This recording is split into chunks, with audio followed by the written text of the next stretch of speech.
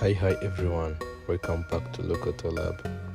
Uko mubizi uyu munsi ngiye kongera mbereka ukuntu imodoka tuyitera irangi from scratch kabisa, tukayihindura ikahita hinduka ikaba nziza kurusha uko yari imeze. Cyo ngutse no kanda subscribe mundi tukajyana. Ahangaha uko mubibona dore imodoka dutangiye guhambura buri kimwe cyose ku buryo ahantu hose hazagera irangi bikaza bimatchinga. Ahangaha tuba twatangiye kuri ibyo bita body works, tugenda dukuramo utuntu twose dukomere abantu kurya imodoka n'izaza zimeze bon. Urabona ahangaha turi guharura irangi ryari risanzweho.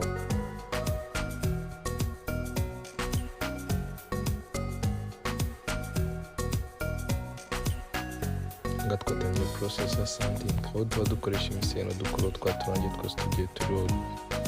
Ahangaha turi gukora ibikoresho byose, imiryango, amapashoke, amatara, kugira ngo nituza guhindura irangi imodoka izaba isa hose ubona ko iryoshye ku buryo utanamenya ko bayiteye irangi.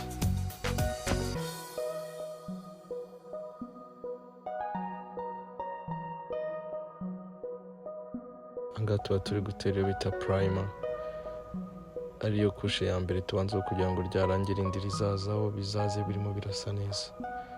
Yes, nkuko muri kubona uyu ni engineer wacu bita Jules. Abantu arabizi cyane kabisa.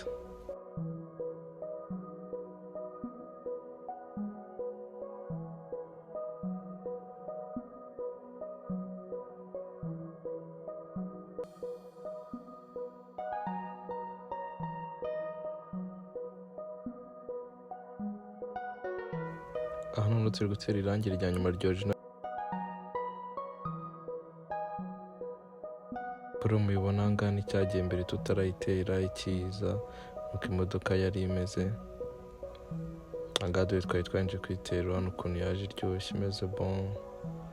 Ahangaha ni cyagiye mbere tutarayitera nanone. Aha noneho dore yarangiye yose yirebe izenguruke, ntiwanamenya ko iteye irangi wagira ngo ni iryo ry'umwimerere iba yarakuye mu ruganda.